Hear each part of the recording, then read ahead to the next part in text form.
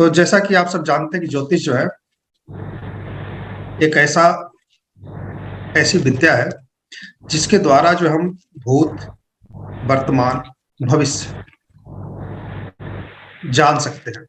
इसको जानने का सिस्टम जो है ज्योतिष माध्यम से जो है विद्वानों ने हमारे बनाया है। अलग अलग विधाएं इसमें प्रचलित है। वैदिक ज्योतिष जो है सबसे पुराना है, जिसे पराशर जी ने लिखा था, वहां से स्टार्ट हुआ था।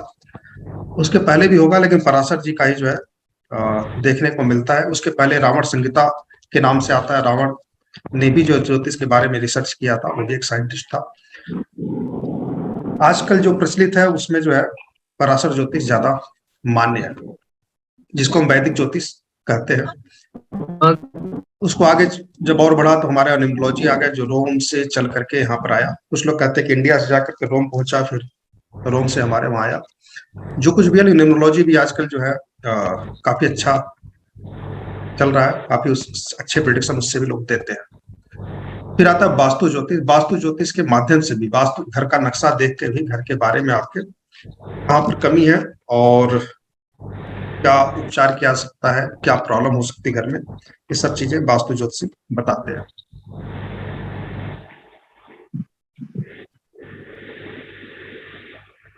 सभी का बेसिक लगभग एक जैसा ही है। एक और चला है पंडित जी का लाल ज्योतिष, लाल किताब का, वो भी एक सिस्टम है। उसका एक थोड़ा सा सिस्टम अलग है। वो हर चीज, लग्न कोई भी हो, वो लग्न सिर्फ पहले भाव को ही लग्न मान के चलते हैं, बेस लग्न मान के चलते हैं और उसी से प्रिडिक्शन करते हैं। इसके अलावा भी रमल ज्योतिष है, बहुत सारे जो है प्रश्न ज्योतिष है। लोग अपने अपने सिस्टम से प्रयास करते हैं। हम जो आपको पढ़ाएंगे वो है नक्षत्र ज्योतिष, है ना, जो केपी सिस्टम पर बेस्ड है। और ये जो भी हम लोग को बताए, आप लोगों को बताया जाएगा, सिखाया जाएगा, ये सब प्रैक्टिकल बताया जाएगा। अभी 5-6 दिन बेसिक ज्योतिष का जो है, एक तो आप किताब में भी मिल जाएगा, सभी किताबों में एक जैसा ही देखने को मिलता है। ग्रहों के जो है बारे में बताया जाता है, भावों के बारे में बताया जाता है ना, राशियों के बारे में बताया जाता है। तो सबका अपना करेक्टर है और किस किस भाव से क्या देखा जाता है, किस किस राशि से क्या देखा जाता है, वो सब चीज आपको सभी किताबों में एक जैसी मिलेंगी। कोई भी किताब आपके पास हो, हिंदी की, इंग्लिश की, जो भी आप समझते हो पढ़ते हो, वो आप ले लीजिएगा, कोई भी बेसिक ज्योतिष का। और बेसिक ज्योतिष आप पढ़ जाइएगा, मैं भी आपको बता रहा हूँ, आप अलग से भी चाहे तो पढ़ सकते हैं। बेसिक ज्योतिष खत्म होगा, फिर आएगा हमारा जो है स्मृति पद्धति का जो है बेसिक, जो नक्षत्रों पे आधारित है, उप नक्षत्रों पे आधारित है ना। वैदिक ज्योतिष से ग्रहों के आधार पर प्रेडिक्शन कर दिया जाता है, कौन सा प्लेनेट कहाँ पे बैठा, किस भाव में बैठा, तो क्या प्रभाव होगा। उसका प्रभाव तो होता ही है, लेकिन हम और गहराई में जाकर के उसको सटीक प्रेडिक्शन के लिए नक्षत्रों के आधार पर प्रेडिक्शन करना सीखेंगे। उसके आगे चलता है उप नक्षत्र, जो ये बताता है कि अगर नक्षत्र भी किसी प्लेनेट को, किसी प्रिडिक्शन को, किसी इवेंट को बता रहा है होने को, लेकिन अगर उप नक्षत्र मना कर रहा है तो फिर घटनाएं नहीं घटती है। यही कारण है कि जो हमारे जो ज्योतिष के विद्वान है, अगर नक्षत्रों के माध्यम से प्रिडिक्शन नहीं करते हैं, और सब म्यूट करवा दीजिए, सब म्यूट करवा दीजिए, बहुत आवाज देखा गया है कि अधिकतर लोगों का ज्योतिष पर से विश्वास भी इसीलिए कम हुआ है, क्योंकि प्रिडिक्शन कई बार सही नहीं जाती है। तो हम इस सिस्टम की प्रिडिक्शन सही चली जाती है। अगर आपका 10 लोगों का प्रिडिक्शन आपने किया और उसमें से 7-8 लोगों का भी प्रिडिक्शन सही चला जाए, तो समझिए कि एक सिस्टम काम कर रहा है। लेकिन हम 10 का करें, उसमें से 2 लोगों का सही हो, तो फिर वो सिस्टम सही नहीं माना जाता है। ठीक है। टमाटर ज्यादा डाल रहे, मीठे से आलू। तो केपी का जो है वो बेसिक लगभग 5वें या 6ठे नंबर आएगा। अभी हम वैदिक ज्योतिष का बेसिक सीखेंगे। आप सभी लोग नए होंगे, कुछ लोग हमसे पुराने भी जुड़े होंगे, और वो लोग भी क्लास में होंगे। जो कुछ लोग ज्योतिष के जानकार भी होंगे, उन्हें बेसिक ज्योतिष आती होगी।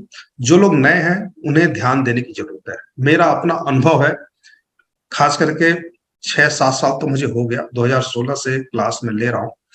जितने लोग एस्ट्रोलॉजी के जानकार हैं, न्यूमरोलॉजी के जानकार हैं, वास्तु के जानकार हैं, या वैदिक ज्योतिष के जानकार हैं, वो लोग सीख नहीं पाए। सीख इसलिए नहीं पाए कि वो लोग ध्यान नहीं देते, कहते ये तो मुझे आता है ना, फिर क्लास डंप कर देते हैं, दूसरा क्लास भी नहीं लेते और फिर वो पीछे रह जाते हैं। तो इस पद्धति को सीखने के लिए आपको कोशिश ये करना है, दिमाग से कुछ भी आता है, अगर आपको इसे सीखना है तो आप निकाल दीजिए, पूरी तरह ब्लैंक हो जाइए कि मुझे कुछ आता है। जो मैं बता रहा हूं उसको ध्यान से प्रैक्टिकल हम सिखाएंगे आपको, और जैसा भी आप प्रयास करेंगे कि प्रैक्टिकल जो चार्ट लेके बताएंगे उस चार्ट को भी आप देखते रहेंगे तो आप सीख जाएंगे, है ना। और फिर अपने तरह से प्रयास कर दिया तो चार चार्ट अपनी तरफ से देख लिया तो मास्टर हो जाएंगे।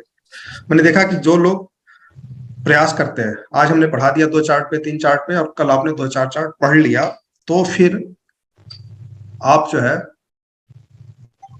नेक्स्ट क्लास में हमारे अगर जुड़ते हैं तो आपको अधिकतर चीजें क्लियर होती हैं। अधिकतर लोग क्लास में जुड़ते नहीं है, इक्का दुक्का लोग जुड़ते हैं जो हमसे बहुत ज्यादा प्रेम करते हैं कि हमारे साथ जुड़े रहना चाहते हैं। लेकिन ये 9 महीने में ही आप मास्टर बन जाएंगे और आप कहीं भी आज के डेट में बहुत सारे ऐसे ऐप्स हैं, ऐसे वेबसाइट हैं, वेबसाइट भी 5-6 साल से चल रहा है, ऐप्स भी 2-3 साल से चल रहा है। ऑनलाइन माध्यम से आप उनमें जॉब भी कर सकते हैं, है ना। आप उसमें नौकरी कर सकते हैं कि आपको पर कॉल के पैसे मिलते हैं, जितना टाइम आप देंगे उतना पैसा आपको मिलेगा। आप पैसे भी कमा सकते हैं, ये एक ऐसा सिस्टम है कि इससे आप पैसे भी कमा सकते हैं। और जो लोग मेहनत करते हैं, जो लोग जुड़े हुए हैं, उनका अपना अनुभव है कि 35 से 50 हजार रुपए, जो लोग 15 रुपए फीस रखते हैं पर मिनट का, वो लोग भी 35 से 50 हजार रुपए डेली अगर 8 घंटे देते हैं तो कमा लेते हैं पूरे महीने में। लेकिन वो तभी होगा जब आप पूरी तरह से मास्टर बन पाएंगे, है ना। 5-6 इवेंट होते हैं मैरिज का, जो मेरा अपना अनुभव, love marriage, job, business and self purchase, housing property और हेल्थ, इसी से रिलेटेड प्रश्न आते हैं और इसमें आपको मास्टर बनना है। बाकी सारी चीजें भी आपको आनी चाहिए लेकिन इसी से अधिकतर प्रश्न आते हैं। तो सटीक प्रेडिक्शन आपको आना चाहिए, क्योंकि आपका प्रेडिक्शन सही जाएगा तभी रिकमेंड करेंगे आपको लोग कि हाँ आप इनसे प्रश्न पूछिए। फिर आप जब भी लाइव होते हैं फिर आपसे लोग प्रश्न पूछते हैं, फिर पैसे आपको उस हिसाब से बनते हैं। एक एक ऐप है जो डेली के 50 लाख का बिजनेस करते हैं, है ना। तो उसमें 2,000 2,500 एस्ट्रोलॉजर होते हैं, तो पैसा किसमें बढ़ता है? एस्ट्रोलॉजर में बढ़ता है। तो वो उस उस बिजनेस का हिस्सा बनने के लिए आप लोगों को पूरा मेहनत करना पड़ेगा, ध्यान देना पड़ेगा। कम से कम मेरे साथ 7 महीने तो जुड़ने ही पड़ेंगे, है ना। लास्ट के 2 महीने में तो प्रश्न कुंडली के माध्यम से प्रिडिक्शन सिखाया जाता है, कुछ भी स्पेशल चीजें होती हैं उसमें। लेकिन 7 महीने भी अगर साथ आप रह गए तो फिर आप कहीं भी अपनी सेवा सर्विस दे सकते हैं, कहीं भी ऑफिस खोल करके अपना इसको एक प्रोफेशन के रूप में अपना सकते हैं, अपना इससे पैसे कमा सकते हैं। तो जिनको भी आगे बढ़ना है अभी से संकल्प ले लें कि हमें इसको सीखना है। और 7 महीने कोई ज्यादा नहीं होते, हमें एक इंग्लिश का लैंग्वेज, है ना, ABCD से लेकर के सीखने में, फिर वाक्य बनाने में, फिर बोलने में, फिर लिखने में भी कम से कम 4 से 5 साल लग जाते हैं। और अभी भी किसी को कह दिया कि आप किसी भी चीज के बारे में 15 लाइन 20 लाइन लिख के दे दीजिए तो लोग लेटर नहीं लिख पाते। मतलब हम अपनी हिंदी भाषा में, इंग्लिश भाषा में अच्छे से कुछ भी लिखने में अभी भी हिचकते हैं, है ना। तो एस्ट्रोलॉजी अलग साइंस है, इसके लिए मेहनत करना ही पड़ेगा, है ना। और जैसे जैसे आप आगे बढ़ेंगे आपको इस पर कॉन्फिडेंस बढ़ेगा, क्योंकि जो भी होगा हम प्रैक्टिकल सिखाएंगे। अभी तो थ्योरी बता रहे हैं 2-4 दिन, 5 दिन, 6 दिन जो भी है, आगे सब प्रैक्टिकल चलता है पूरे 9 महीने।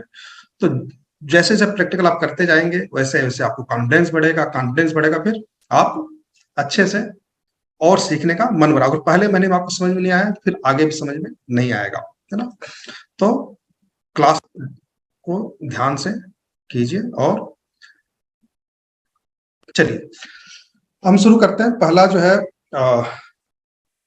ज्योतिष हमारा बेस्ड है 9 ग्रहों पर, ठीक है।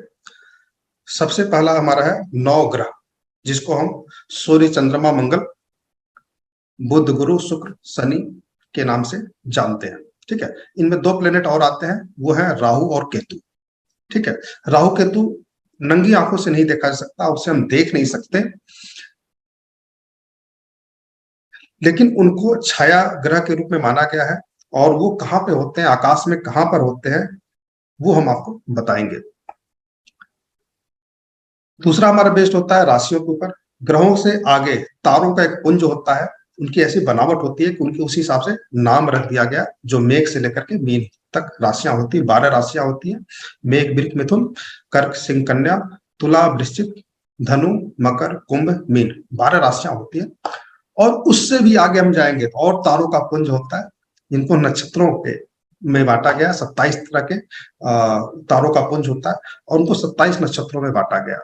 ठीक है, तो हमारा जो प्रिडिक्शन था वो नक्षत्रों पे बेस्ड ही होता है, लेकिन हम ग्रहों के बारे में पढ़ेंगे, राशियों के बारे में पढ़ेंगे और फिर नक्षत्रों के बारे में भी पढ़ेंगे। एक और आता है कि पूरा हमारा जो ब्रह्मांड है गोल एक चक्र होता है 360 डिग्री का होता है। तो 12 राशियां हैं तो जानने हमें में थोड़ा 360 कंफर्ट फील 12 से कराता है। डिवाइड करते हैं। बिल्कुल, ये 12 से फिर डिवाइड लड़की करते हैं को तो क्या समझते होता हैं है कि 30 नौकरानी डिग्री है आता है। वो तो एक काम भी राशि करे हम 12 और अपने भागों में अप बांटते डाउन हैं भी तो एक करे, ऊपर राशि से 30 यहाँ डिग्री पे का काम भी माना करे जाता है। तो और बात इतनी एक समय लागू भागम होता है। कुंडली होती है, उसमें 12 भाव होते हैं और कहाँ पे उसी में हम प्लेनेट को बैठाते मम्मी हैं। अप डाउन सर में प्लीज, थकावट हो जाती है। सर आप सभी को म्यूट कर दीजिए ना, क्योंकि सर हम आपको प्लीज रिकॉर्डिंग में बताएंगे, भी म्यूट ये करवा आवाज आएगा, दीजिए। फलित बिल्कुल ज्योतिष सुनाई में नहीं पड़ेगा। बताएंगे और उसी का वो बेसिक तो अगले आपको कुछ बोलते ही नहीं, बताएंगे। वो ठीक तो है, आपकी प्रेस ही करती है। आपको कुछ बोलने की तमीज छोड़ा मैं। पहले उन्होंने घर के बारे में बोल दिया, घर छोटा, एलईडी छोटी, गाड़ी छोटी, फिर अभी बदतमीजी करते हैं। भाई तुम्हारी ज्वाइंट फैमिली है, तुम्हें संस्कार नहीं है, ऐसे बोलते हैं उसको। अरे भाई पढ़ाई कर रहे हो तो पढ़ाई कर लो, ये क्या है सच्ची। मेरी आवाज पहुंच रही थी आप लोगों का? सर और किसी की आवाज आ सर रही थी, म्यूट कर आपकी नहीं आ रही थी दीजिए। सर। नहीं, मेरी सर आवाज कुछ किसके बीच बारे में में पहुंच बोल रही रहे थी? हैं वो हमें सुनाई नहीं दिया, पिछला जो भी आपने 10-15 सेकंड दिया वो नहीं, नहीं समझ पिछले आया। पिछले 10 सर मिनट तक सबको आवाज म्यूट करके ना सर आप बोलिए, सर सबको म्यूट कर दीजिए। कोई बात नहीं। मैं जो बोल रहा था आवाज पहुंच रही थी आप लोगों तक? आपने वो नहीं नक्षत्र पहुंच वाला रही बताया ना। थी। अच्छा, नहीं पहुंच रही थी, चलिए ठीक नहीं सर। नहीं। है। काफी बोल गया, ये हमारा सर म्यूट सर मेरा भी बीच था। में कुछ ना बोल रहे हैं, आप सबको म्यूट कर दीजिए प्लीज। ठीक। जब लड़के कमाते हैं, काम करते हैं, तो लड़कों को भी तो काम करना चाहिए, खाली लड़कियों को ही क्यों काम करना चाहिए।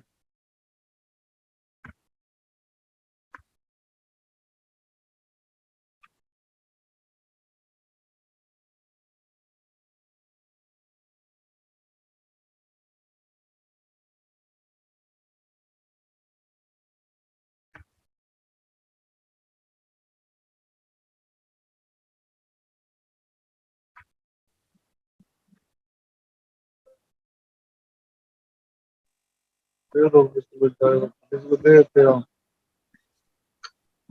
ठीक है,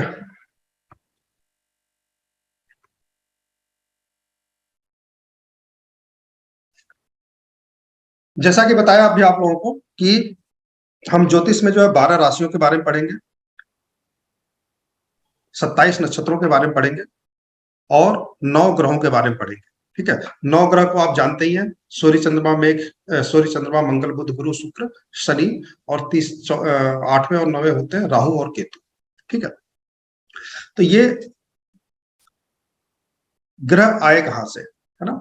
ग्रह आए कहां, तो लोग वैज्ञानिकों ने अपना रिसर्च किया, उन्होंने कहा कि ब्रह्मांड में जो सूर्य था उसमें विस्फोट हुआ और विस्फोट होने के बाद से वो टुकड़ों में बट गया। ठीक है, सभी प्लेनेट जो यूरेनस नेपच्यून प्लूटो भी है, इनके बारे में भी हम आपको बता देंगे। इनके क्या ज्योतिष में इसका बहुत ज्यादा रोल नहीं है, लेकिन कुछ टाइम पे हम इसको चेक करते हैं, है ना? कहीं इनका व्यक्तित्व में प्रभाव पड़ता है, सोच में प्रभाव पड़ता है, उसके बारे में चर्चा करेंगे। तो सूर्य के चक्कर लगाने लगे और धीरे धीरे ये जो भी पिंड था वो इकट्ठे होने लगे और फिर अलग अलग प्लेनेट के रूप में बट गए। तो सभी प्लेनेट जो है सूर्य के चक्कर लगाते हैं और इन्हीं प्लेनेट का जो है हमारे पृथ्वी पे जो लोग रहते हैं उसमें उसका प्रभाव पड़ता है, उनकी तरंगों का प्रभाव पड़ता है, पॉजिटिव और नेगेटिव एनर्जी का प्रभाव पड़ता है और उसी हिसाब से व्यक्ति का व्यक्तित्व बनता है। इसी पे पूरा हमारा ज्योतिष आधारित है। ठीक है, अगर आपसे पूछा जाए कि ये जो 9 ग्रह होते हैं ना, सूर्य को लेकर के, सूर्य को छोड़ दिया, सूर्य के चारों तरफ जो प्लेनेट घूमते हैं, क्या इनका ये अपने आप कहीं भी चले जाते हैं क्या?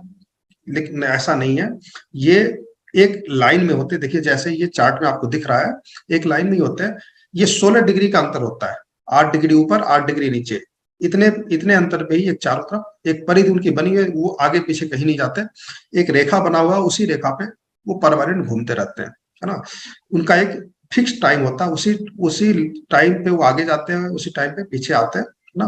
तो एक टाइम है, उसी टाइम से आप घूमते हैं। उतने दिन, जैसे पृथ्वी है 365 दिन, 6 घंटे, 6 घंटे में एक चक्कर लगा लेती है ना। चंद्रमा जो है 27 दिनों में पृथ्वी का चक्कर लगा लेता है। तो उसी तरह से सूर्य, शनि जो है 30 सालों में एक चक्कर लगा लेता है। गुरु जो है 12 सालों में पृथ्वी का एक चक्कर, सूर्य का एक चक्कर लगा लेता है। तो इसी तरह सभी प्लेनेट का एक फिक्स है। बुध का जो है लगभग 23-24 दिन, और शुक्र का भी 45 दिन, और इसी तरह सभी प्लेनेट का फिक्स है। तो एक निश्चित परिधि है, उसी परिधि पे ये घूमते हैं। अब आपसे पूछा जाएगा कि राहु और केतु, राहु केतु तो हम देख नहीं सकते, लेकिन उनका आकाश में कहाँ पर पाए जाते हैं, कहाँ पे उनका, तो आप पाएंगे जैसे कि ये देखिए चार्ट है, पृथ्वी जो है सूर्य के चक्कर लगा रही है, और चंद्रमा जो है पृथ्वी के चक्कर लगा रहा है। तो जो पॉइंट होता है ना, जिस पॉइंट पर पृथ्वी का चक्कर लगाते हुए चंद्रमा आता है और पृथ्वी सूर्य के चक्कर लगाते हैं, एक पॉइंट आता है, वहां पर ऊपर वाले नोड को हम केतु कहते हैं और नीचे वाले को राहु कहते हैं। ठीक है, तो इन्हें हम छाया ग्रह के रूप में मानते हैं, लेकिन इनका प्रभाव 9 जो बाकी 7 ग्रह हैं उनसे ज्यादा होता है। ठीक है, बाकी जो 7 ग्रह हैं उनसे ज्यादा होता है। वो ज्यादा कैसे होता है, वो हम आगे जब हम आएंगे केपी पद्धति में, वहां हम आपको प्रैक्टिकल करके दिखाएंगे तो ज्यादा समझ में आएगा। ठीक है, तो राहु केतु का मान कहाँ पे है आकाशमंडल में, ये आपको है। सूर्य को आप अपने देखते ही हैं, चंद्रमा को देखते ही हैं, बाकी प्लेनेट भी पृथ्वी के बाद हमारा मंगल आता है, मंगल के बाद जो है गुरु आता है, फिर शनि आता है, फिर उधर आगे यूरेनस, नेपच्यून और प्लूटो आते हैं आगे। तो यूरेनस, नेपच्यून, प्लूटो के बारे में भी हम चर्चा करेंगे। अभी हम मुख्य रूप से आगे बढ़ते हैं। तो एक तो हम 9 ग्रह हैं, इनके बारे में पढ़ेंगे, इनका क्या करेक्टर है, इनकी क्या सोच, ये हमारे रिलेशन पे क्या प्रभाव डालते हैं, हमारे जॉब से रिलेटेड पे क्या प्रभाव डालते हैं, हमारे व्यक्तित्व से रिलेटेड क्या प्रभाव डालते हैं, आसपास के वातावरण में क्या प्रभाव डालते हैं, ये हम 9 ग्रहों के बारे में पढ़ेंगे। जैसे सूर्य है, पिता के बारे में है, चंद्रमा है, माता के बारे में, हमारे रिलेशन से भी ये जुड़े हुए हैं, है ना। गुरु है हमारा, जुपिटर जो हमारे गुरु से रिलेटेड है ना। शनि हमारे जो है नौकर चाकर है, उनसे रिलेटेड है। मंगल भाई से रिलेटेड है और आर्मी से रिलेटेड है। तो विभिन्न प्रकार के प्रोफेशन और विभिन्न प्रकार के रिलेशन, इन सबका जो है अपना अपना सभी प्लेनेट से रिलेटेड होता है। इसके बाद हम चर्चा करेंगे राशियों के बारे में। ठीक है, ये राशि आपको याद होना चाहिए। ठीक है, ये राशि आपको याद होना चाहिए। हिंदी में हम आपको पढ़ा रहे हैं तो हिंदी में कम से कम याद होना चाहिए। ठीक है, इसको जो लोग ज्योतिष नहीं जानते हैं, ज्योतिष की क्लास पहली बार ले रहे हैं, तो कम से कम एक किताब बेसिक ज्योतिष का कोई भी एक ले लीजिएगा, उसमें आपको पूरा मिल जाएगा। यहाँ भी मैं जो बता रहा हूँ, इससे भी आप अगर इतना भी कर लेंगे तो आपको कहीं किताब की जरूरत नहीं पड़ेगी, है ना। प्रिडिक्शन में तो कम से कम जरूरत नहीं पड़ेगी। तो ये 12 राशियां होती हैं। ये जो नाम रखा गया है, मेष राशि, वृषभ राशि, मिथुन राशि, कर्क राशि, सिंह राशि, कन्या, तुला, वृश्चिक, धनु, मकर, कुंभ, मीन, ये आपको नोट्स बना लीजिएगा। जो लोग नए हैं, आगे हमें इसको आगे बढ़ना है, सीखना है, आप लोग नोट्स बना ली, क्योंकि अगर आपने एक एक स्टेप बढ़ करके नोट्स बना लिया तो आप पाएंगे कि एक टाइम ऐसा आएगा कि आप ये ज्योतिष आपको खेल सा लगने लगेगा, इसको सीखने में आनंद आने लगेगा। अगर आपने एक स्टेप भी छोड़ दिया फिर आपको आनंद नहीं आएगा। तो जो जो चीजें याद रखनी है वो चीजें आप लोग इसको नोट जरूर कर लीजिएगा। तो राशियों के नाम इंग्लिश में, हिंदी में आप लोग जरूर नोट कर लीजिए। अगर आप लोग कुछ कहना है तो मुझे जो है चैट में बता दीजिए, मैं देख लेता हूँ।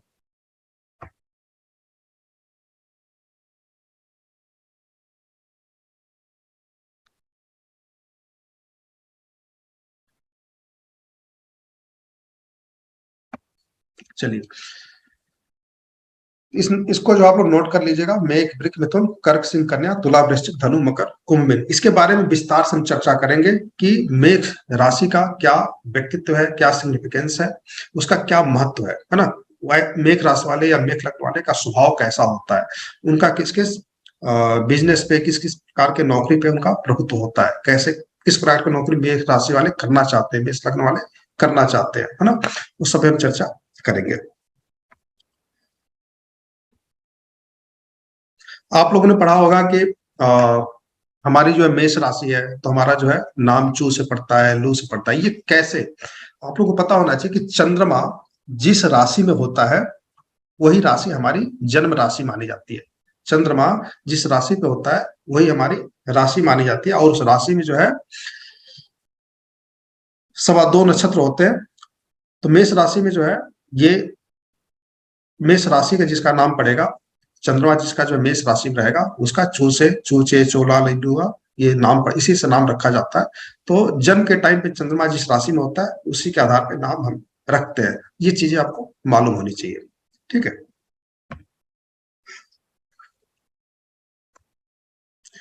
फिर आता है 27 नक्षत्र। 27 नक्षत्र के बारे में आप लोगों को बताया कि ग्रहों से जब हम आगे बढ़ते हैं तो राशियां आती हैं, तारों का एक पुंज होता है, उनको जो है हम 12 राशियों में 12 भागों में डिवाइड किए हैं, और राशियों से जब आगे बढ़ते हैं तो 27 नक्षत्र आकाश मंडल में हमें 27 नक्षत्र दिखते हैं, और उसी के आधार पे हम उनका नाम रखे हैं। तो इन नक्षत्रों के आधार पे भी हम प्रेडिक्शन करना सीखेंगे, और ये नक्षत्र एक दूसरे नक्षत्र से बराबर दूरी पर नहीं पाए जाते, लेकिन जब हम प्रेडिक्शन करते हैं तो इनको बराबर दूरी पर मान करके ही करते हैं। ये एक दूसरे से 13 डिग्री 20 मिनट की दूरी पर होते हैं, ठीक है। तो ये कैसे डिवाइड किया जाएगा वो भी हम एक बार चर्चा करते हैं, मोटा मोटी, बाद में विस्तार से इस पर चर्चा करेंगे।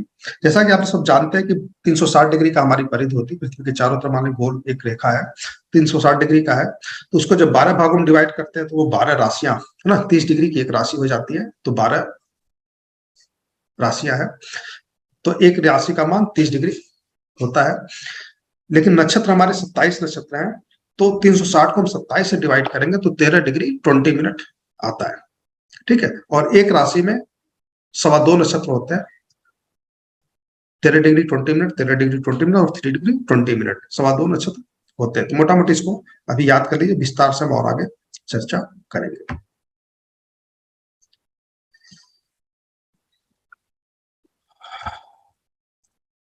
ये जो हमारे कुंडली के 12 भाव है, पहला भाव जहां पे हमारा जो कर्जर है रेड कलर है, यहाँ इसको पहला भाव कहते हैं, इसे आप सबको पता होना चाहिए, ठीक है।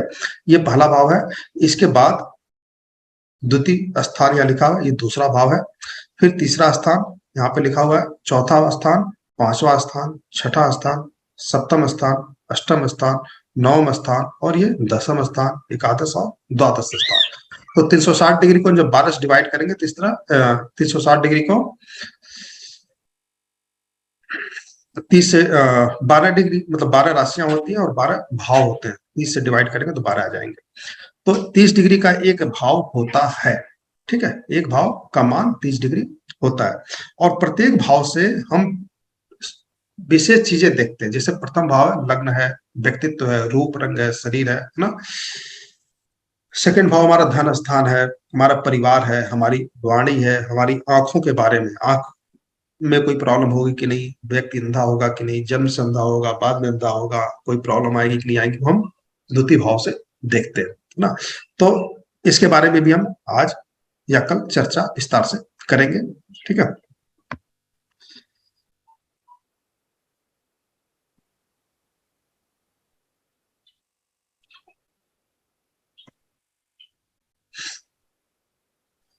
सभी राशियों का अपना एक व्यक्तित्व होता है।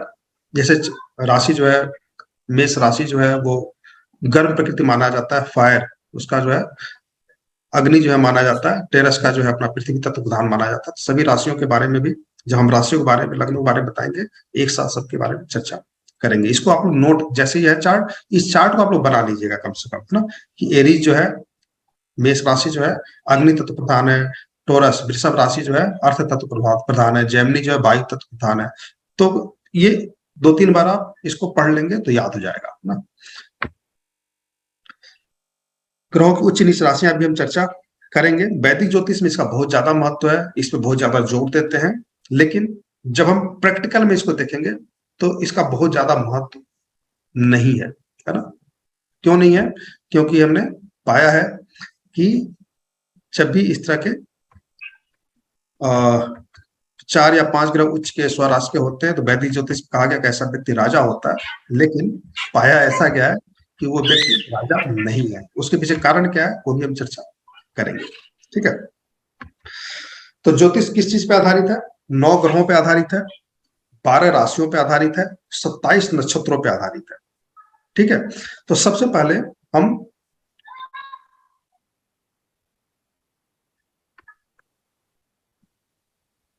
सबसे पहले हम 12 भाव में चर्चा कर लेते हैं, ठीक है? 12 भावों के बारे में चर्चा कर लेते हैं, राशियों के बारे में कल करेंगे, ठीक है? चलिए, ये कुंडली है, कुंडली का प्रथम भाव है।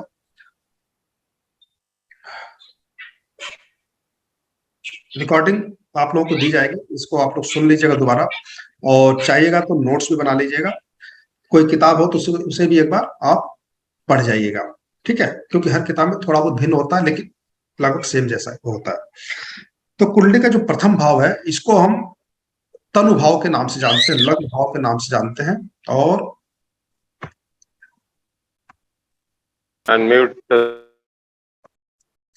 लग्न के भाव में जानते हैं। और किसी के बारे में कोई लंबा होगा, छोटा होगा, मध्यम शरीर का होगा, ये लग्न बताता है,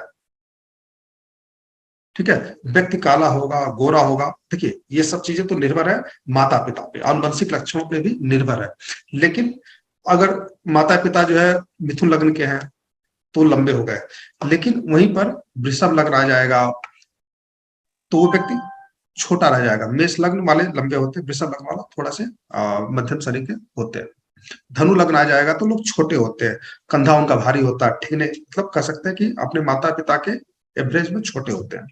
तो लग्न के आधार पे और आनुवंशिक लक्षणों के आधार पे हम अनुमान लगा सकते हैं कि भाई उनकी लंबाई कैसी होगी, व्यक्ति का चेहरा कैसा होगा, है ना?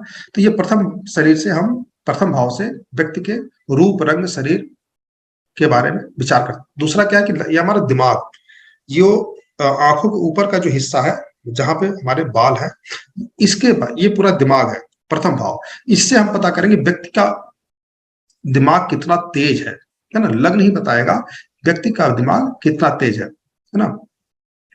तो हमारे जो मस्तिष्क है कितना उर्वर है, उसके बारे में भी प्रथम भाव से हम देखते हैं। अगर कहा जाता है कि राहु बैठ गया प्रथम भाव पे, है ना?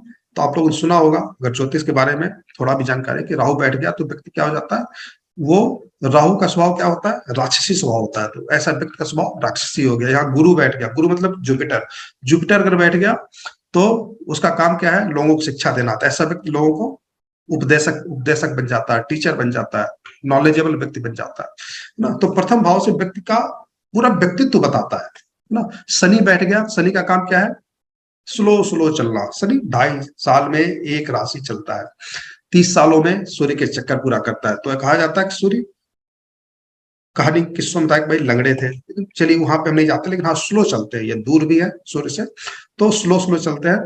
लेकिन व्यक्ति का जो स्वभाव है वो मजदूरों वाली प्रकृति की हो जाती है, नौकरों वाली प्रकृति की हो जाती है, या फिर कहते हैं कि मेहनत करने वाली प्रवृत्ति हो जाती है ना? ऐसा व्यक्ति इंडस्ट्रियलिस्ट भी हो जाएगा तो अपने मजदूरों से जुड़ के रहता है ना? क्योंकि उसका काम है मेहनत करना, वो जी नहीं चुराता अपने काम से, है ना? तो वो कि मैं मालिक हूं ऐसा नहीं सोचता, ठीक है? तो यहाँ पर अलग अलग प्लेनेट का अपना अपना प्रभाव है। केतु अगर यहाँ पे बैठ गया, केतु काम है झंडे का, मतलब अपने आप की बातों को ऊपर रखने का, है ना? चाहे गलत हो या सही, अपनी बात को ऊपर रखने का प्रभाव स्वभाव होता है। यहीं पर अगर मंगल हो गया तो मंगल का आगे हम चर्चा करेंगे। मंगल जो है गुस्से वाला व्यक्ति है, एनर्जेटिक व्यक्ति है, अचानक क्रोधी व्यक्ति है, जैसे आर्मी, पुलिस, वर्दीधारी जो होते हैं, तो ऐसा व्यक्ति जो है अचानक गुस्सा करता है, लोगों से मारपीट करता है ना? सोशल नहीं होता, क्योंकि सोशल होते ही नहीं है मंगल प्रधान व्यक्ति लोग। तो लग्न में जो प्लेनेट होता है उस व्यक्ति को उसका प्रधान ग्रह वाला मान लेते हैं, है ना? क्योंकि उसकी सोच वैसे बन जाती है।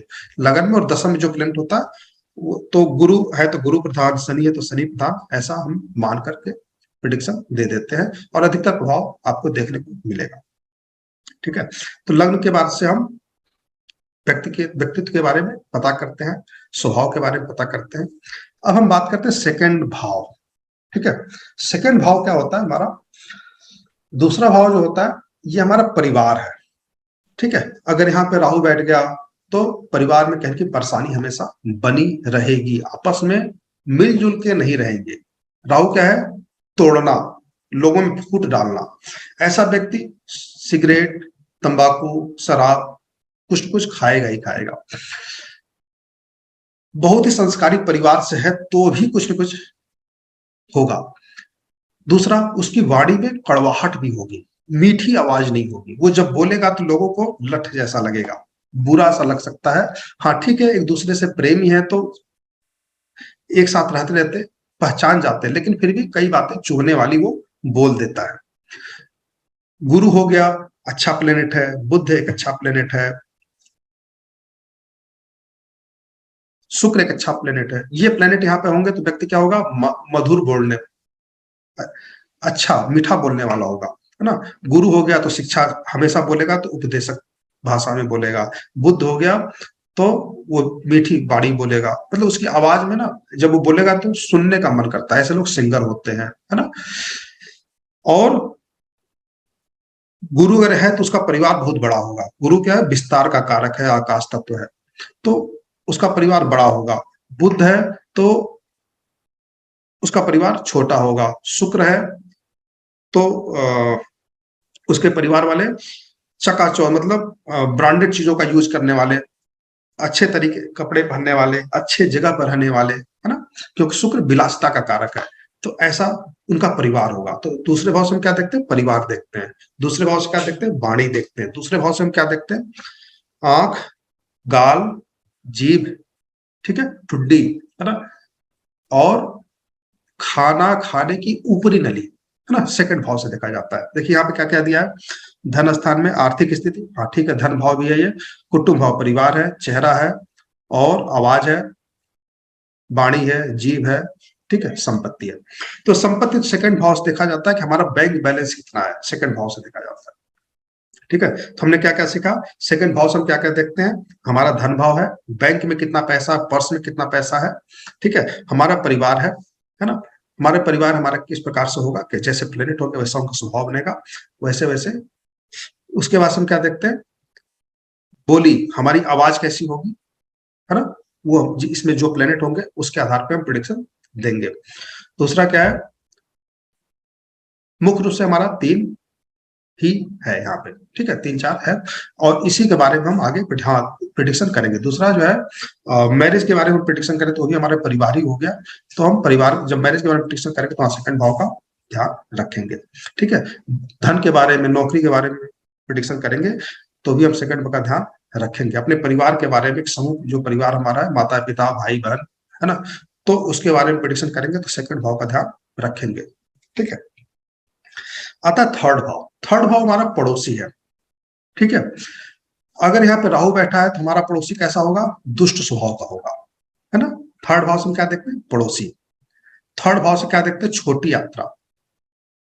ठीक है, थर्ड भाव से हम क्या देखते हैं? कम्युनिकेशन। ठीक है, थर्ड भाव से जो है मसल पावर, मसल पावर। ठीक है, तो शारीरिक व्यक्ति के शरीर में मसल पावर होगा कि नहीं होगा, वो यहाँ पर थर्ड भाव में जो प्लेनेट होता है वो बताएगा। अगर यहाँ बुध है तो बुध क्या है? मसल पावर वाला नहीं है, वो मसल पावर को नहीं बताएगा। मंगल है यहाँ पे तो मसल पावर को बताता है। गुरु यहाँ पर है तो मसल पावर को नहीं बताएगा। तो अब दूसरा के पड़ोसी हमारे कैसे होंगे? थर्ड भाव पे जिन जिन प्लेनेट का प्रभाव पड़ेगा वैसा ही प्रभाव वाले हमारे पड़ोसी भी मिलेंगे, है ना, और वैसे ही पड़ोस में हम रहना भी पसंद करेंगे। अगर यहाँ पे गुरु है तो हमारे जो पड़ोसी होंगे ना, आज काफी अच्छे पढ़े लिखे होंगे, प्रोफेशनल होंगे, है ना, वो हमसे बड़े भी होंगे, है ना। पड़ोसी हमसे बड़ा होगा, बट हमसे ज्यादा पैसा वाला है। अगर हम तरक्की कर रहे हैं तो हमारा पड़ोसी हमसे ज्यादा तरक्की करेगा, अगर गुरु यहाँ पे बैठा है तो। मंगल है तो हमारे पड़ोसी जो क्या होंगे? लड़ाई झगड़े करने वाले भी होंगे, गाली गलौज करने वाले होंगे। शनि है तो फिर हम झुग्गी झोपड़ी के बीच में रहेंगे, मजदूरों के बीच में रहेंगे, ज्यादा रहना पसंद करेंगे, है ना। शुक्र है तो हमारे पड़ोसी जो है काफी अच्छे होंगे, बिलासी जीवन जीने वाले होंगे, है ना। तो अलग अलग प्लेनेट के प्रभाव से हमारा व्यक्तित्व चेंज हो जाता है, हमारा वातावरण चेंज हो जाता है ना। तो थर्ड भाव से हम इस प्रकार से देखते हैं, ठीक है। विदेश यात्रा के बारे में हम जब प्रिडिक्शन करते हैं तो थर्ड भाव का ध्यान रखा जाता है।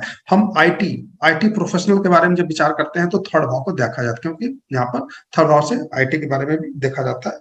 और प्रोफेशन के बारे में पत्रकार,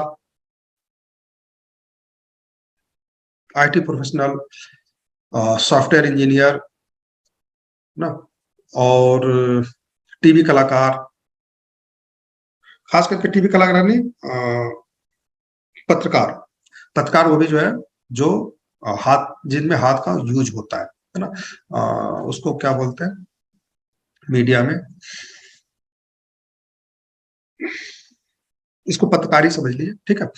तो इन चीजों को, इन प्रोफेशन के बारे में हम थर्ड भाव से देखते हैं। तो उसके बाद देखते हैं छोटा भाई। लेकिन छोटा भाई कौन सा, जो हमसे छोटा हो।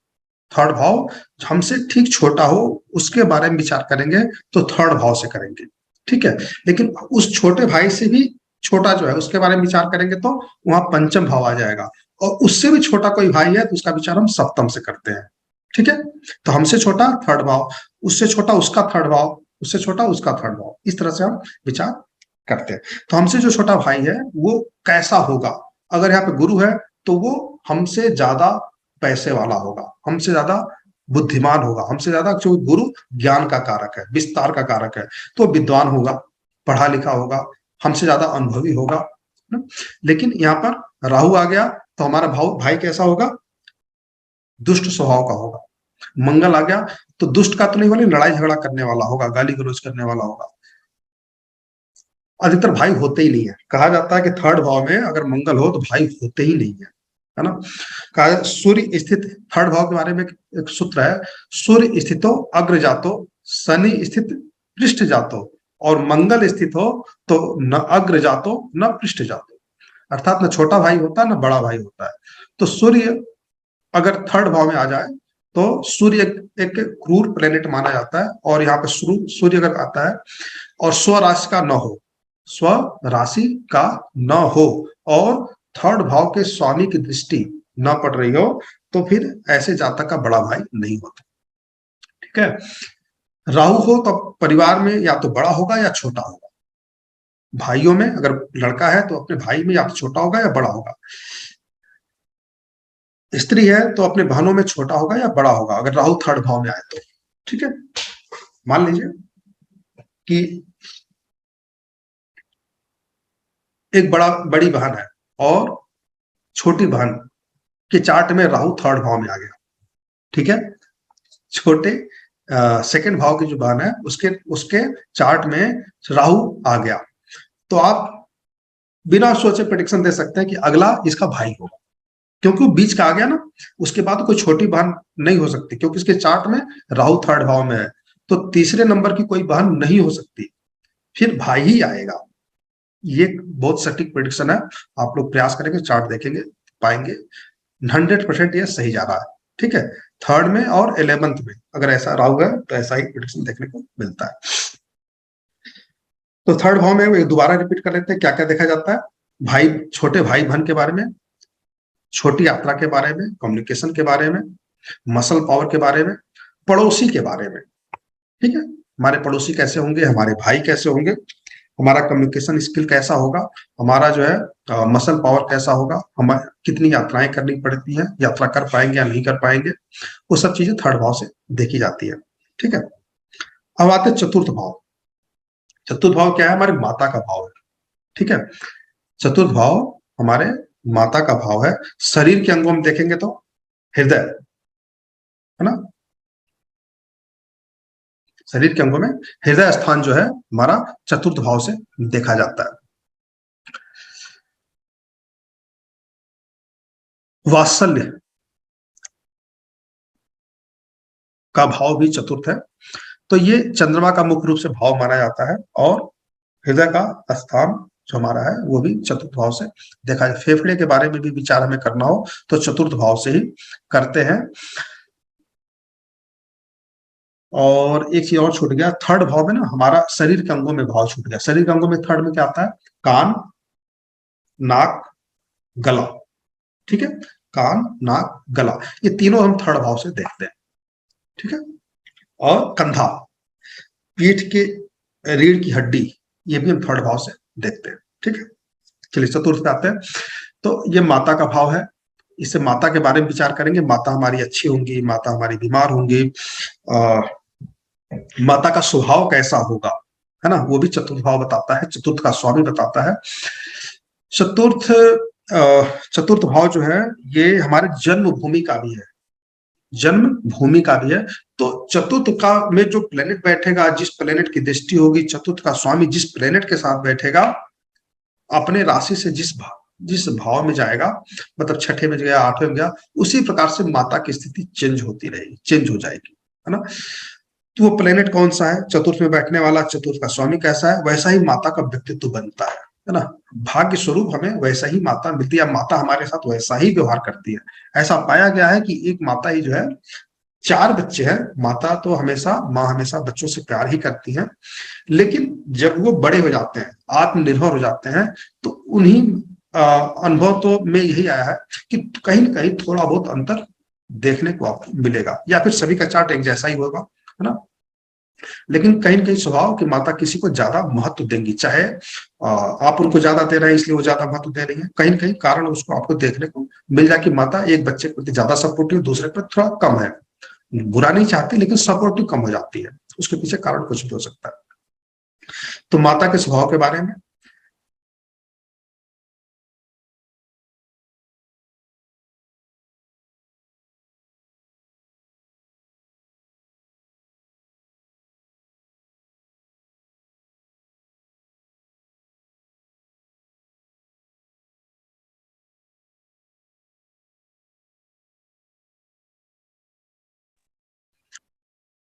आप लोग आवाज आ रही थी मेरी?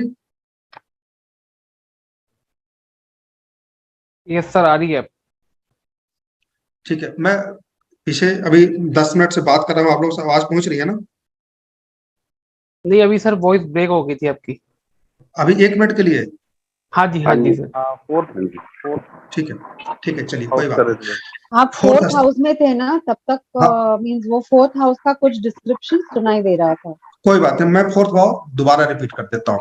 तो चतुर्थ भाव होता है माता का हृदय स्थान, और हमारी माता हम कैसी होंगी, उनका विचार कैसा होगा, उनका स्वभाव कैसा होगा हमारे प्रति, है ना, वो हमारा चतुर्थ भाव बताएगा। माता हमारी बीमार होंगी, नहीं होंगी, माता जो है के बारे में संपूर्ण भाव में अगर कोई पूछा हमारी माता कैसी है, या माता बीमार है, या माता के बारे में कुछ भी प्रश्न होता है, तो हम फोर्थ भाव को ध्यान में रखेंगे। माता जॉब में होंगी कि नहीं होंगी, वही फोर्थ भाव बताएगा, फोर्थ का स्वामी बताएगा, है ना। तो दूसरा, हम अगर किसी रोग के बारे में विचार करें तो हमारे फेफड़े के बारे में, दिल के बारे में, ये हमारा फोर्थ भाव बताता है। हमारे जन्मभूमि में हम रह पाएंगे या नहीं रह पाएंगे, वो फोर्थ भाव बताता है। अगर फोर्थ भाव पर किसी क्रूड प्लेनेट की दृष्टि है, या फोर्थ भाव का स्वामी अष्टम में बैठ गया, 12वें में बैठ गया, तो फिर हम अपने परिवार से दूर हो जाते हैं, अपनी जन्मभूमि से दूर हो जाते हैं। ठीक है, फोर्थ भाव पे अगर बुरे प्लेनेट की दृष्टि पड़ जाए तो भी हम अपनी जन्मभूमि से दूर जाएंगे, तभी हम सक्सेस होंगे, नहीं तो नहीं होते हैं। तो फोर्थ भाव से विदेश कि हम अपने जन्मभूमि से जुड़ कर रह पाएंगे या नहीं रह पाएंगे, ये भी बताता है।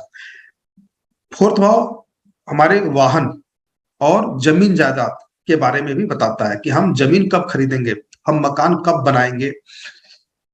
फोर्थ भाव हमारा बताता है कि हम अब वाहन कब खरीदेंगे, मतलब गाड़ी कब खरीदेंगे, है ना। ये सब फोर्थ भाव से ही देखा जाता है। फोर्थ भाव का संबंध अगर अष्टम से है तो ऐसा व्यक्ति का मकान नहीं बनता कभी भी। फोर्थ भाव का संबंध 12वें से भी बन गया तो भी बनने में बहुत समस्याएं आती हैं, और फोर्थ का संबंध 8 और 12 से दोनों से बन गया तो फिर ऐसे व्यक्ति का मकान बनता तो है ही नहीं, जो है वो भी बिक जाता है ना। तो फोर्थ भाव बताएगा कि हमारे पास कितनी प्रॉपर्टी होगी, पैसा लोगों के पास बहुत सारा है, लेकिन प्रॉपर्टी कितनी होगी ये जो है फोर्थ भाव बताएगा। कितनी बार हम प्रॉपर्टी खरीदेंगे, कब कब खरीद सकते हैं, कब हम गाड़ी खरीद सकते हैं, प्लेन खरीद सकते हैं, जहाज खरीद सकते हैं, है ना, वो सब फोर्थ भाव बताता है। तो फोर्थ भाव और क्या क्या चीज हम देखेंगे, फोर्थ भाव से हम देखेंगे माता के बारे में, शरीर के अंगों में देखा जाए तो फेफड़े के बारे में, दिल के बारे में, है ना। फोर्थ भाव जमीन जायदाद के बारे में, फोर्थ भाव वाहन के बारे में, प्रॉपर्टी के बारे में, ये सब चीजें जो है फोर्थ भाव से देखी जाती है और इन्हीं के बारे में अनुमान लगाया जाता है। जब भी प्रिडिक्शन करेंगे इन चीजों के बारे में पूछा जाएगा तो फोर्थ को ध्यान रखेंगे, फोर्थ के स्वामी का ध्यान रखेंगे, ठीक है। पंचम स्थान, फिफ्थ भाव क्या होता है, फिफ्थ भाव थोड़ा सा और हम आगे बढ़ते पीछे चलते हैं। फोर्थ भाव हमारा वो भी है, शिक्षा का भी भाव है, प्राइमरी शिक्षा का भाव है कि हमारा जो प्राइमरी शिक्षा होगा, 10th तक की जो पढ़ाई होगी, 8वीं तक की जो पढ़ाई होगी, 10th, वो हमारी कैसी होगी, पढ़ने में हम कमजोर होंगे कि नहीं होंगे। फोर्थ भाव अगर किसी के चार्ट में एक्टिव नहीं है तो ऐसा व्यक्ति पढ़ने में बहुत ज्यादा तेज नहीं होता, ठीक है, पढ़ने में। तो प्राइमरी शिक्षा जिसकी कमजोर हो गई उसकी उच्च शिक्षा नहीं हो सकती बहुत अच्छी। तो प्राइमरी शिक्षा अगर ब्रेक हो गई तो आगे प्रॉब्लम आ जाएगी। तो प्राइमरी शिक्षा या कह सकते कि जिसका जड़ मजबूत ना हो पढ़ाई में, वो फिर आगे उतनी अच्छी पढ़ाई नहीं करता। कुछ लोग होते हैं जो 10th के बाद अच्छा पढ़ाई कर लेते हैं, लेकिन ऐसे चांसेस कम होते हैं। तो फोर्थ भाव से हम प्राइमरी शिक्षा के बारे में देखेंगे, ठीक है। पंचम भाव, पंचम भाव हमारा जो है ये भी जो है वैदिक ज्योतिष में फोर्थ भाव को एजुकेशन नहीं मानते, लेकिन हम फोर्थ को भी एजुकेशन से देखेंगे और ये प्रूफ भी करके दिखाएंगे किस प्रकार से वो काम करता है, ठीक है। पंचम भाव हमारा एजुकेशन का भाव है, शिक्षा का ही भाव है, लेकिन मुख्य रूप से हम इसको देखते हैं मित्र का भाव, ठीक है, महिला मित्र, पुरुष मित्र, ठीक है। तो मित्र का भाव है। दूसरा ये हमारे एजुकेशन का भी भाव है। तीसरा ये हमारा पुत्र का भाव है। जब भी पूछा जाएगा कि हमारा पुत्र कैसा होगा, है ना, हमारा बेटा या बेटी कैसे होंगे, पहला बेटा, पुत्र पुत्री नहीं, मतलब सिर्फ पहला जो पुत्र होगा या पहला जो है बेटा होगा या बेटी होगी, उसके बारे में विचार करना हो तो पंचम भाव से करेंगे। लेकिन उससे छोटा कोई भाई, उसका जो छोटा भाई है उसके बारे में विचार करेंगे तो सप्तम से करेंगे। उससे जो छोटा होगा उसका विचार करेंगे नवम से करेंगे। तो अगर 3 बच्चे हैं हमारे, तो हमारे पहले बेटे के बारे में विचार करेंगे पंचम से, सेकंड के बारे में विचार करेंगे सप्तम से, और थर्ड के बारे में विचार करेंगे तो नवम से करेंगे। तो नवम का स्वामी, तीनों बच्चे हमारे अलग अलग प्रोफेशन में है ना, अलग अलग प्रोफेशन में, उनकी सोचने समझने की शक्ति उर्वरा मतलब बहुत अलग अलग है ना। कोई पढ़ने में तेज है, कोई लड़ाकू है ना, कोई अनपढ़ है, किसी के कोई मंद बुद्धि है ना। तो सिर्फ हम पंचम भाव को ध्यान रखेंगे तो फिर प्रिडिक्शन गलत हो जाएगा। तो पहला बेटा जो है पंचम भाव से, उससे जो छोटा है 7th भाव से, उससे छोटा है 9th भाव से, उससे छोटा है तो 12th भाव से, ठीक है। ये भी आपको ध्यान में रखना है।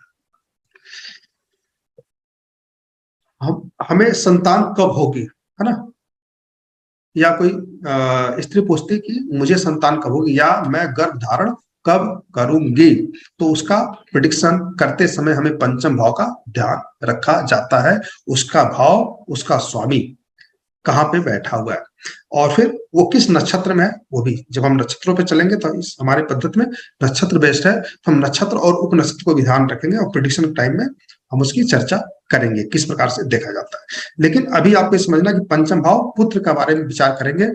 हमारा प्रेमी मतलब हमारे साथ है, साथ रहेगा कि नहीं रहेगा, शादी तक साथ निभाएगा कि नहीं निभाएगा, बीच में टूट जाएगा कि नहीं टूटेगा, वो पंचम भाव बताता है ना। तो पंचम भाव हमारे मित्र का भी है, प्रेमी प्रेमिका का भी है, संतान सुख का भी है और एजुकेशन का भी है, ठीक है। और ये है, एक है सट्टा व्यापार, सट्टा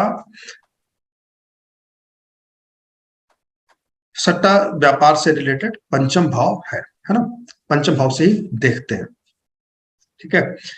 और प्रेडिक्शन, भविष्य कथन, ये भी जो है पंचम भाव से ही देखा जाता है। तो जो एस्ट्रोलॉजर होते हैं उनका संबंध कैसे हम देखेंगे आगे प्रोफेसर में हम चर्चा करेंगे। लेकिन हाँ, जो हमारा प्रिडिक्शन का भी भाव है वो पंचम भाव से ही देखा जाता है। तो रिश्तों में हमने क्या देखा,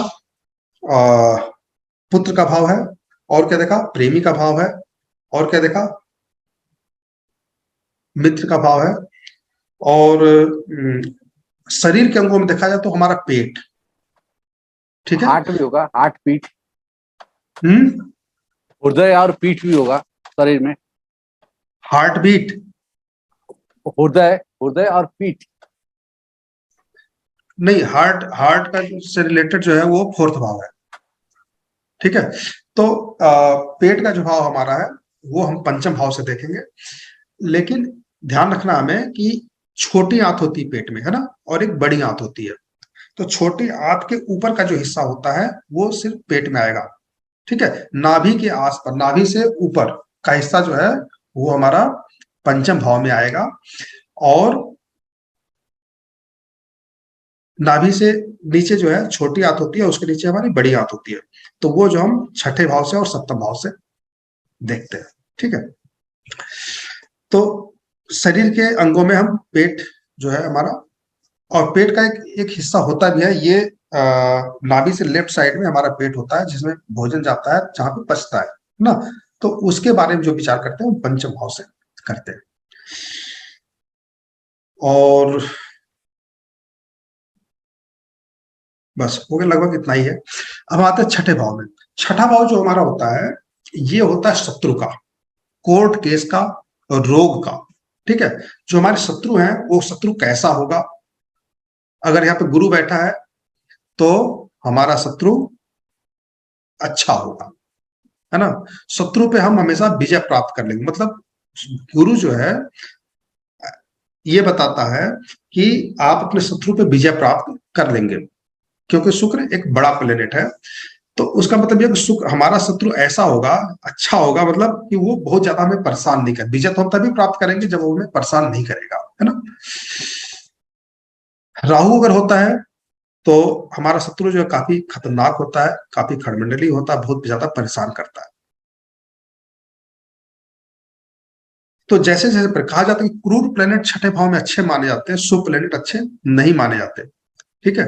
तो शुभ प्लेनेट कौन कौन से हैं वो भी हम चर्चा बता देते हैं, अभी बाद में भी कर लेंगे। कि राहु केतु शनि राकेश इनको बोला जाता है, ये हमारे क्रूर प्लेनेट में ये हमारे दुष्ट प्लेनेट में आते हैं, बुरे प्लेनेट में आते हैं। सूर्य हमारा क्रूर प्लेनेट है, लेकिन बुरे प्लेनेट में नहीं आता, क्रूर है। और बाकी प्लेनेट हमारा जो है अच्छे शुभ प्लेनेट में आते हैं। मंगल भी थोड़ा सा क्रूर माना जाता है, बाकी गुरु, शुक्र, चंद्रमा शुभ प्लेनेट में आते हैं, ठीक है। तो ये शुभ प्लेनेट यहाँ पे अच्छा नहीं माना जाता, लेकिन क्रूर प्लेनेट अच्छे माने जाते हैं। तो जैसा जैसा प्लेनेट यहाँ पे होगा वैसा ही स्वभाव हमारे शत्रु का होगा। मेरा तो प्रेडिक्शन का सिस्टम यही है कि जैसा प्लेनेट होगा उसी के स्वभाव के अनुसार हमारा शत्रु होगा, ठीक है। यहाँ पर रोग के बारे में देखा जाता है, तो जो प्लेनेट बैठा होगा वो अपनी दशांतर दशा में रोग देगा, है ना। जो प्लेनेट यहाँ पे बैठा होगा वो अपनी दशांतर दशा में क्या होगा, कोर्ट केसेस देगा। ये तलाक का भी भाव है, डाइवोर्स का भाव है। तो जो प्लेनेट यहाँ पे बैठा होगा अपनी दशांतर दशा में डाइवोर्स की तरफ ले जाएगा या पत्नी से दूरी बढ़ाएगा, है ना। तो छठा भाव हमारा डाइवोर्स का भी है, छठा भाव हमारे नौकर चाकर का भी है। अब हमारे नौकर चाकरों का स्वभाव कैसा होगा, जैसा प्लेनेट यहाँ पे होगा वैसे हमारे नौकर चाकर का स्वभाव होगा, है ना। ये मामा का भी भाव है। मामा का भाव अभी हमने आपको बताया कि भाई का भाव क्या होता है, अपने से तीसरा भाव ना। जैसे मैं, मेरे से तीसरा भाव क्या हुआ, भाई का भाव हुआ, ठीक है, मेरे से छोटे भाई का। तो ये भाव हमारे मामा का भी होता है, मासी का भी होता है। कैसे, चौथे भाव को हमने क्या माना, माता का भाव माना। तो ये चौथे से तीसरा कौन सा हुआ, छठा हुआ। ये हमारे मामा का भाव है और मासी का भाव है। लेकिन किताबों में आपको मिलेगा मामा का भाव, मासी का भाव, ठीक है। लेकिन कंफ्यूज नहीं होना, आपकी माता से जो छोटी होंगी, ठीक है, अगर आपसे माता से ठीक छोटी बहन है तो उनका भाव है ये, उस मासी का भाव है छठा भाव। या कोई छोटा भाई है तो उस मामा का भाव है छठा भाव, ठीक है। लेकिन अगर उनसे भी कोई छोटा भाव है तो उसको हम अष्टम से देखेंगे, उनसे कोई छोटा भाई है तो उसके बारे में हम दशम से देखेंगे। तो ठीक छोटा जो भाई या बहन है उसके बारे में हम छठे भाव से विचार करेंगे, ठीक है। तो यहाँ कंफ्यूजन नहीं करना कि ये सभी मामाओं का भाव नहीं है, सभी मासी का भाव नहीं है। ठीक, रिश्तों में मामा और मासी का भाव है, लेकिन ये हमसे आपकी मम्मी से जो ठीक छोटी बहन होंगी या भाई होंगे, उन्हीं के बारे में विचार छठे भाव से करेंगे। नौकर चाकर का भाव यही है कि उनका स्वभाव कैसा होगा। आपको अगर यहाँ पे अच्छे प्लेनेट नहीं बैठे मिले, राहु बैठ गया, मंगल बैठ गया, तो मंगल बैठा तो राहु, नौकर चाकर लड़ाकू होंगे बहुत ज्यादा, है ना। राहु हो गया तो अच्छा स्वभाव उनका नहीं होगा, लेकिन गुरु हो गया तो आपके नौकर चाकर अच्छे होंगे, पढ़े लिखे विद्वान होंगे, है ना। मतलब जो भी नौकर हो आपको मिलेगा अच्छा मिलेगा। ठीक है, तो यहाँ पे जैसे प्लेनेट होंगे वैसा ही आपके नौकर चाकर मिलेंगे। ठीक है, और अधिकतर क्रू प्लेनेट बैठ जाते हैं तो हमें नौकर चाकर रुकते ही नहीं, भाग जाते हैं। आपने आज रखा 1 महीने बाद तो चला गया, 2 महीने बाद चला गया, चोरी करके चला गया, बीच आपको परेशानी उसी बीच में चला गया, है ना। तो नौकर चाकर रुकते नहीं है। तो छठा भाव में अगर पूर्व प्लेनेट बैठे हैं तो शरीर के रोगों के बारे में चर्चा होगी छठे भाव से। मामा या मासी के बारे को विचार करेंगे तो छठे भाव से करेंगे। कोर्ट केसेस के बारे में विचार करेंगे तो छठे भाव से करेंगे। डाइवोर्स के बारे में विचार करेंगे तो छठे भाव से करेंगे। नौकर चाकर के बारे में विचार करेंगे तो छठे भाव से करेंगे, है ना। तो रिश्तों के बारे में भी चर्चा होगी, शरीर के अंगों के बारे में चर्चा होगी, है ना, और जॉब के बारे में। छठा भाव हमारा नौकरी भी है, देखिए यहाँ नौकरी लिखा नहीं है, लेकिन नौकरी के बारे में हम विचार करेंगे छठे भाव से करेंगे। ये एक ऐसा भाव है जो पैसा देता है। छठा भाव पैसा देता है, नौकरी से पैसा देता है, पैसे का भाव है मुख्य रूप से, है ना। उसके बारे में क्यों है बता देते हैं। ज्योतिष में आता है त्रिकोण भाव। ठीक है, त्रिकोण भाव, प्रथम भाव, पंचम भाव, नवम भाव, त्रिकोण भाव होता है। उसी तरह से दूसरे का जो त्रिकोण होता है वो छठा भाव हो गया, तीसरे का त्रिकोण सप्तम भाव हो गया, चौथे का त्रिकोण अष्टम और 12वां भाव हो गया। ठीक है, तो पहले का 5 और 9, दूसरे का 6 और 10, तो यहाँ पर हमारा धन त्रिकोण में आ जाता है छठा भाव, इसलिए ये छठा भाव पैसा भी देता है। छठा भाव पैसा भी देता है। तो रिश्तों के बारे में हो गया, नौकरी के बारे में, नौकर के बारे में, मामा मासी के बारे में, इन सब के विचार, डाइवोर्स के बारे में जो विचार करेंगे छठे भाव में से करेंगे। अब आता है सप्तम भाव, ये हमारा पत्नी का भाव है मुख्य रूप से। ठीक है, और हमारे पार्टनर के बारे में विचार। अगर सप्तम भाव में क्रूर प्लेनेट बैठे हैं तो आपका पार्टनरशिप नहीं चलेगा। क्रूर प्लेनेट बैठे हैं तो पार्टनरशिप नहीं चलेगा, आपका मैरिज लाइफ भी डिस्टर्ब रहेगा। ठीक है, सप्तम भाव का स्वामी अगर अष्टम में चला गया तो आपसे पार्टनर से लड़ाई झगड़े ज्यादा होंगे। सप्तम का स्वामी 12वें में चला गया तो लड़ाई झगड़े ज्यादा होंगे। रिश्ता तो चल जाता, देखिए पार्टनरशिप और पत्नी दोनों में अंतर होता है। पार्टनर को हम एक बार छोड़ सकते हैं, ठीक है यार नहीं करना बिजनेस तुम्हारे साथ, है ना, नहीं निभेगा छोड़ देंगे, लेकिन पत्नी को बार बार तो नहीं छोड़ा जाएगा। तो हम ये कहेंगे पत्नी से लड़ाई झगड़े चलते रहेंगे, पार्टनरशिप चलती रहेगी, लेकिन खटपट रहेगा परिवार में ना, माधुर्य प्रेम नहीं रहेगा, एक दूसरे के विचार नहीं मिलेंगे। चाहे आप कितनी भी कुंडली मिला लें, आपको ऐसी कुंडली ही नहीं आएगी कि आप उससे शादी करें। हमेशा ऐसी कुंडली आपको मिलेगी भाग्य स्वरूप जब सप्तमेश अष्टम में हो या 12वें में। ठीक है, तो भाग्य स्वरूप ऐसे ही कुंडली हमारे पास आती है, अच्छा रिश्ता आता ही नहीं है। और ऐसे लोगों की शादी भी लेट होती है, क्योंकि अच्छा रिश्ता आएगा नहीं, फिर वो लेट करते हैं, है ना। अच्छा चार्ट आएगा, अच्छा लड़का आएगा, कहते मनपसंद लड़का नहीं मिल रहा, मिलेगा कैसे, क्योंकि आपका चार्ट ही खराब है। तो जब आपका चार्ट है, पहले आप अपने चार्ट का उपचार कीजिए, है ना। अपने चार्ट में जो प्लेनेट है उसको अच्छे भाव में एक्टिवेट कीजिए। वो कैसे एक्टिवेट करेंगे, प्रेडिक्शन में चर्चा करेंगे और हर क्लास में चर्चा करते रहते हैं। तो उसको एक्टिवेट किया जाता है, अच्छा बनाया जाता है। जब उसका उपचार हो जाएगा तो फिर अच्छा रिश्ता आएगा। ठीक है, तो सप्तम भाव हमारे पत्नी का है, सप्तम भाव हमारे व्यापार का है, सप्तम भाव हमारे पार्टनर का है। 3 चीजों के बारे में मुख्य रूप से चर्चा यहाँ पर करेंगे। ठीक है, और शरीर के अंगों में देखा जाए तो हमारे किडनी का भाव है ये। ठीक है, सप्तम भाव हमारे किडनी का भाव है, और